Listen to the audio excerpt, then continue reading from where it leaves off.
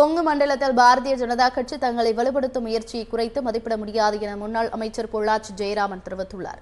திருப்பூர் மாவட்டம் காங்கேயம் அடுத்த வெள்ளக்கோவில் பகுதிக்குட்பட்ட அனுமந்தபுரம் கிராமத்தில் 150க்கும் மேற்பட்ட குடும்பத்தினர் பகுதி நேர ரேஷன் கடை அல்லது மொபைல் ரேஷன் கடை அமைத்து தரக்கோரி திருப்பூர் மாவட்ட அதிமுக செயலாளர் பொள்ளாச்சி ஜெயராமன் தலைமையில் மாவட்ட ஆட்சியரை சந்தித்து மனு அளித்தனர்.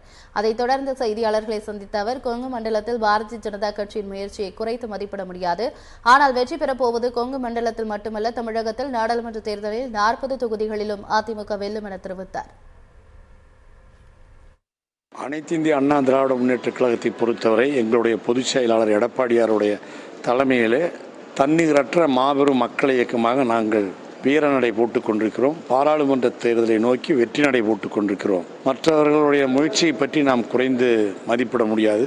முயற்சி செய்வதற்கு எல்லோருக்கும் உரிமை உண்டு. ஆனால் வெற்றி அடையப் போவது கொங்கு மண்டலத்தில் மட்டுமல்ல, தமிழகத்திலும் 40 நாடாளுமன்ற தொகுதியிலும் அனைத்து இந்திய அண்ணா திராவிட முன்னேற்ற கழகம் தான் வெற்றியை குவிக்கப் போகிறது. எடப்பாடியார் தான் வெற்றியை அடைவார்.